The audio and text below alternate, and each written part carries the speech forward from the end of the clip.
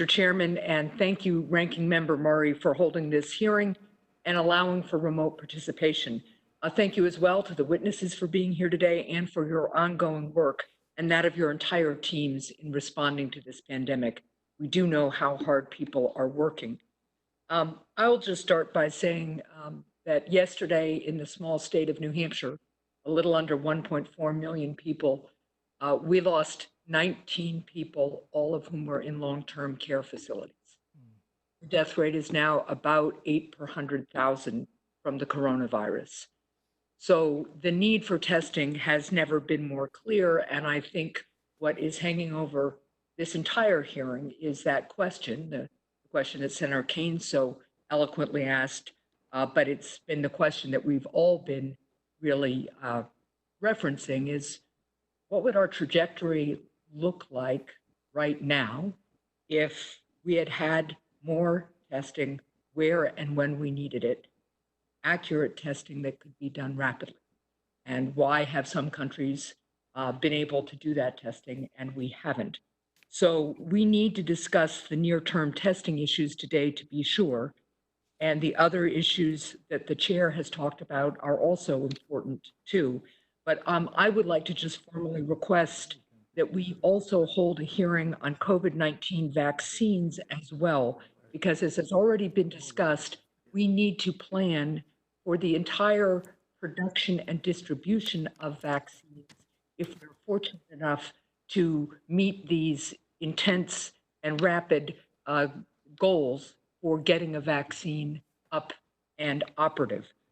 In my state, there is a manufacturer of hypodermic needles who says they have not been receiving the kind of purchase orders or directives from the federal government that will allow them to have the kind of volume of hypodermic needles on hand when we are hoping this vaccine might be ready. So I hope very much that we will have a hearing just on vaccines and the manufacturing supply chain that we will need to have up and ready, because this administration has been slow to respond to the needs for testing and for personal protective equipment, and we need to learn from those mistakes and avoid this situation in the future. Dr. Collins, a couple of questions for you, because relatively few people can access testing. And I'd like it if we would start talking about the rate of testing we're doing per population in this country, not just the raw numbers. Advising those with potential COVID-19 symptoms who cannot access a test to behave as though they have the virus has been an important part of our containment efforts. However, as states reopen and people are asked to return to work, it will become harder to comply with this advice.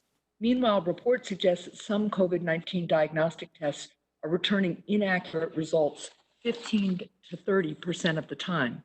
These quality issues may hinder containment of COVID-19 as individuals either correctly believe they aren't infected or incorrectly believe that they were infected and therefore they've developed immunity. Dr. Collins, the goal of the Shark Tank Initiative is to accelerate development and increase testing capacity. However, a reliable testing infrastructure depends as much on quality as it does on quantity. What steps will NIH take to ensure that any companies receiving funding or support through the Shark Tank Initiative are producing high quality products? It's a critical question, Senator, and it is a critical step in the Shark Tank phase 1-2 approach that we're taking, which is that along that fairly early in that pathway, the technology has to be validated. That is, it has to be tested against a variety of gold standard samples of varying degrees of the presence of the virus to see whether it is sensitive enough to be able to detect the virus when it's there, and specific enough so that it doesn't give a false positive on a sample that has no virus in it.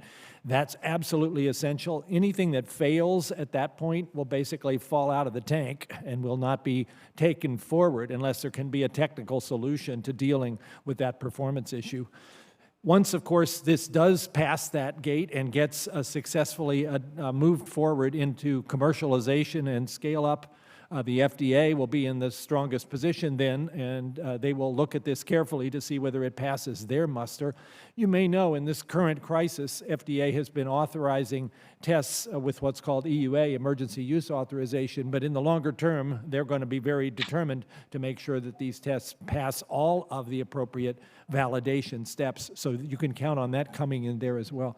So it's a really critical question. We will make sure not to have this missed as an opportunity. It's got to be not just out there, but it's got to be accurate.